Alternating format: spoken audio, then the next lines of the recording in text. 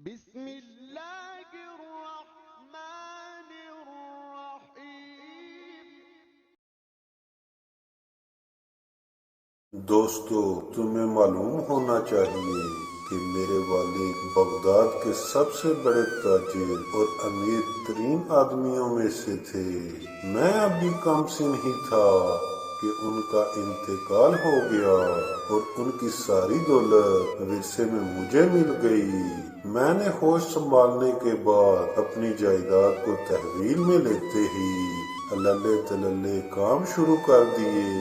میں زرق و برق کے کپڑے خرید کر پہنتا، کھانے پینے پر بے تحاشا خرچ کرتا، غرض کے اپنے ہم عمر اور بالکل بے پرواہ اور فضول خرچ نوجوانوں کی صحبت میں کل چھترے اڑانے کے سوا مجھے کوئی کام نہ تھا۔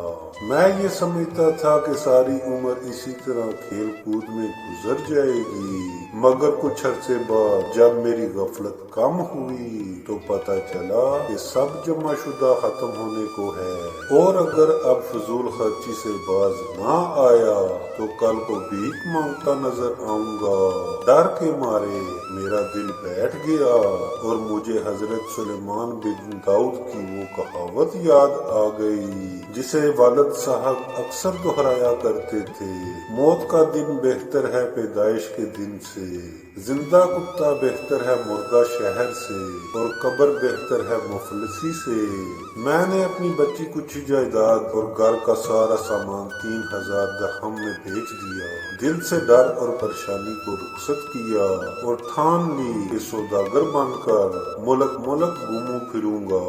میں نے لمبے سفر کی تیاری کر کے کئی طرح کا حادثہ بہت سا مال تجارت کرنے کے لیے خرید لیا۔ اپنا سامان لے کر میں ایک بڑی سی کشتی میں بیٹھ گیا جو اور بھی کئی تاجروں کو لے کر برے کی بندرگاہ پر جا رہی تھی۔ بندرگاہ میں ایک جہاز کھڑا تھا، میں اس پر سوار ہو گیا۔ برے سے روانہ ہونے کے بعد ہم بہت عرصے تک دن رات سفر کرتے رہے، کبھی ایک جزیرے سے دوسرے جزیرے پر جاتے، کبھی ایک ساحل سے دوسرے ساحل کا رخ کرتے، اور جہاں جہاں جہاز لنگر انداز ہوتا اپنا سامان بیچتے، وہاں کی سوغات خریدتے یا مال سے مال بدل لیتے۔ اسی طرح چلتے چلاتے ہمارا گزر ایک ایسے جزیرے سے ہوا جو بالکل جنت کا نمونہ تھا۔ اس کے کنارے پہنچ کر ہمارے کپتان نے لنگر ڈال دیا اور مسافروں کو اترنے کا بندوبست کیا۔ مسافر اتر کر مختلف کاموں میں مصروف ہو گئے، کسی نے چولہا بنا کر آگ جلائی، کوئی کپڑے دھونے لگا، بعد بیٹھ کر کھانے پینے اور گپے لڑانے میں لگے، اور چند ایک جن میں میں بھی شامل تھا جزیرے کی سیر کرنے نکل گئے۔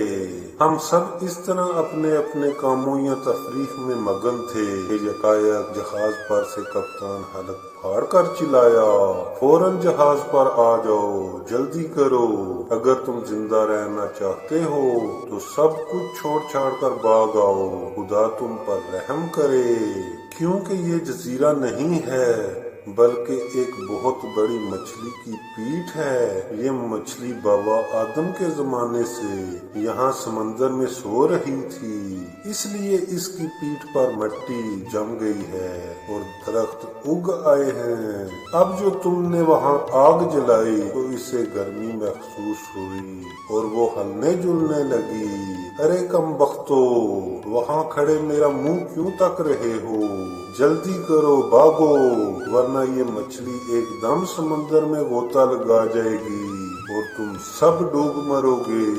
کپتان کی چیخ پکار سن کر مسافروں میں بھگدڑ مچ گئی۔ وہ اپنے کپڑے، جوتے، ٹوپیاں، برتن چھوڑ کر جہاز کی طرف گرتے پڑتے دوڑے۔ اسی افراتفری کے عالم میں وہ سب لوگ تو خیریت سے جہاز پر چڑھ گئے جو ساحل سے قریب تھے، جو لوگ ذرا فاصلے پر تھے، اور میں بھی انہی میں شامل، اور غرق سے سمندر میں ڈوب گیا۔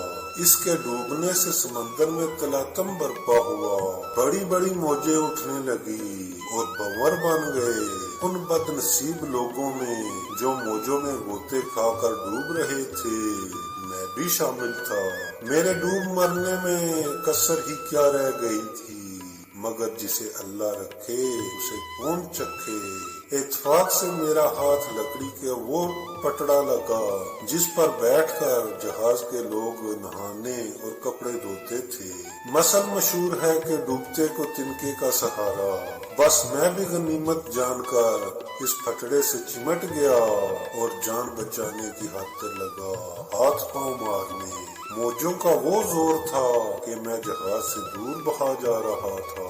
ہر چند کوشش کی مگر جہاز تک نہ پہنچ سکا۔ اتنی دیر میں کپتان نے بادبان کھولے اور بچے کچے مسافروں کو لے کر چلا۔ جہاز جاتا دیکھ کر میری جان ہی نکل گئی، لیکن کیا کر سکتا تھا۔ بس ٹکٹکی باندھے اسے دیکھتا رہا یہاں تک کہ وہ نظر سے اوجھل ہو گیا۔ جہاز کے غائب ہوتے ہی میں نے دل میں کہا کہ اب میرا بچنا مشکل ہے۔ میں لکڑی کے تختے پر سوار بہا جا رہا تھا۔ آخر رات ہو گئی، ہر طرف اندھیرا چھا گیا، لہروں کا شور، ہوا کی سائیں سائیں، اتنا بڑا سمندر اور میں اس میں اندھیری رات میں اکیلا۔ خدا کے سوا وہاں اور کون میرے ساتھ ہوتا۔ یوں ہی وہ رات گزر گئی۔ اگلا دن بھی ختم ہوا۔ میں اسی طرح ہوا اور پانی کے زور سے بہا جاتا تھا۔ آخر بہتے بہتے وہ لکڑی کا تختہ ایک پہاڑی جزیرے کے کنارے پہنچ گیا۔ پر چڑھ کر گھستا گھستا خشکی پر جا پہنچا، گویا دوبارہ زندگی پائی۔ کنارے پر اتر کر مجھے احساس ہوا کہ میری ٹانگوں میں دم نہیں رہا ہے اور مچھلیوں کے کاٹنے سے ان میں جگہ جگہ درد ہو رہا ہے۔ تکلیف اور تھکن کے مارے مجھ پر غشی طاری ہو گئی۔ میں ساری رات مردے کی طرح پڑا رہا۔ صبح ہوئی تو مجھے ہوش آیا۔ میری ٹانگیں سوج کر کیا ہو گئی تھی۔ میں مشکل سے گھٹنوں کے بل رینگ سکتا تھا۔ اتفاق سے اس جزیرے پر پھلوں کے بے شمار درخت اور ٹھنڈے میٹھے پانی کی کئی ندیاں تھیں، چنانچہ کھانے پینے کا مجھے بہت آرام تھا۔ چند دن بعد میرے تن بدن میں پھر سے جان آ گئی اور دل زندہ ہو گیا۔ میں نے ایک درخت کی ٹہنی توڑ کر لاٹھی بنائی اور اس کے سہارے جزیرے کی سیر کو نکل پڑا کہ دیکھوں تو صحیح یہ کون سا علاقہ ہے، خدا نے یہاں کیسے کیسے درخت اگائے ہیں اور اپنی قدرت کے کیا کیا تماشے دکھائے ہیں۔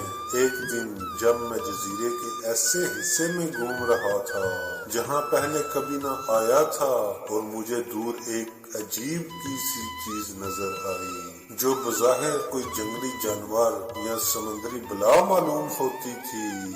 میں نے اس کے پاس جا کر ذرا غور سے دیکھا تو پتہ چلا کہ ایک بہت عمدہ نسل کی اونچی خوبصورت گھوڑی درخت سے بندھی کھڑی ہے۔ گھوڑی مجھے دیکھتے ہی اس زور سے ہنہنائی کہ میرے کان بہرے ہو گئے اور میں پیچھے کو بھاگا۔ فوراً ہی ایک آدمی اس طرح اچھل کر سامنے آیا جیسے زمین سے نکلا ہو اور چیختا چلاتا ہوا میرے پیچھے لگ گیا۔ ارے میاں ٹھہرو تو صحیح، تم کون ہو اور کہاں سے آئے ہو؟ یہاں کیا کر رہے ہو؟ میں رک گیا اور جواب دیا، اے میرے آقا، میں ایک بدنصیب پروئی ہوں، مجھے میرے ساتھی بیچ سمندر میں چھوڑ کر چلے گئے تھے۔ میں سمجھتا تھا کہ ڈوب کر مر جاؤں گا، لیکن خدا کی مرضی یہ نہ تھی، اس نے میرے بیچ رہنے کا سامان کر دیا اور آخرکار سمندری لہروں نے مجھے اس جزیرے پر لا پھینکا۔ اجنبی نے میرا ہاتھ تھام لیا اور ساتھ چلنے کو کہا۔ وہ مجھے ایک تہخانے میں لے گیا، وہاں اس نے دسترخوان بچھایا اور کئی طرح کے کھانے میرے سامنے لا رکھے اور کہا کہ جی بھر کے کھاؤ۔ جب میں خوب سیر ہو گیا تو اس نے مجھ سے اول تا آخر میری کہانی سنی۔ میرا ماجرا سن کر وہ بہت حیران ہوا۔ اتنے میں نے پوچھا، اے میرے صاحب یہ تو فرمائیے کہ آپ اس شخص نے جواب دیا، تمہیں معلوم ہونا چاہیے اس جزیرے پر مہر جان بادشاہ کی حکومت ہے، میں اور میرے ساتھی شاہی سائس ہیں، بادشاہ کے استقبال کی دیکھ بھال ہمارے ذمہ ہے۔ ہر مہینے چاند کی 14ویں تاریخ کو ہم اصیل گھوڑیاں ساحل پر باندھ کر ادھر ادھر تہھانوں میں چھپ جاتے ہیں۔ ان گھوڑیوں کی بو سونگھ کر سمندری گھوڑے موجوں سے نکل کر ساحل پر آتے ہیں۔ جب وہ دیکھتے ہیں کہ آس پاس کوئی آدمی نہیں تو گھوڑیوں سے جفت ہوتے ہیں۔ پھر وہ گھوڑیوں کو کھینچ کر اپنے ساتھ سمندر میں لے جانا چاہتے ہیں۔ اس میں وہ ناکام رہتے ہیں کیونکہ گھوڑیاں مضبوطی سے بندھی ہوتی ہیں۔ کام بنتا نہ دیکھ کر انہیں غصہ آ جاتا ہے اور وہ ہنہنا کر گھوڑیوں کو دلتیاں اور ٹکرے مارنے لگتے ہیں۔ شور سن کر ہمیں معلوم ہو جاتا ہے کہ سمندری گھوڑے شرارت پر اتر آئے ہیں۔ چنانچہ ہم بھی شور و غل مچاتے ہوئے تہھانوں سے نکل کر ساحل کی طرف دوڑتے ہیں۔ ہمیں آتا دیکھ کر سمندری گھوڑے فوراً سمندر میں کود کر غائب ہو جاتے ہیں اور ہم گھوڑیوں کو کھول کر اپنے شہر کا راستہ لیتے ہیں۔ ان گھوڑیوں سے جو بکھرے اور بچیاں پیدا ہوتی ہیں ان کا جواب نہیں۔ ایسا معلوم ہوتا ہے کہ پرستان کے گھوڑے گھوڑیاں ہیں۔ خیر یہ باتیں تو ہوتی رہیں گی، تم بیٹھ کر ستا لو، اب سمندری گھوڑوں کے برآمد ہونے کا وقت ہوا چاہتا ہے۔ اس کام سے فراغت ہو جائے تو پھر ہم تمہیں اپنے بادشاہ مہر جان کے پاس لے چلیں گے اور اپنا ملک دکھائیں گے۔ میاں تمہاری قسمت اچھی ہے جو ہم سے ملاقات ہو گئی، ورنہ ساری عمر اسی ویرانے میں کٹ جاتی۔ میں نے اس کی یہ بات سن کر اسے دعائیں دی اور شکریہ ادا کیا۔ ہماری بات چیت ختم ہوئی ہی تھی کہ باہر ہنہنانے اور ناہے مارنے کی آوازیں آنے لگیں۔ سائیں فوراً اچھل کھڑا ہوا اور ہموار ڈال اٹھا کر باہر لپکا۔ میں بھی پیچھے پیچھے ہو لیا۔ باہر پہنچ کر دیکھا تو آس پاس سے بہت سے اور آدمی بھی رات سے نکل آئے اور میری ساتھی کی طرح تلواروں سے ڈالیں بجا بجا کر شور مچا رہے ہیں۔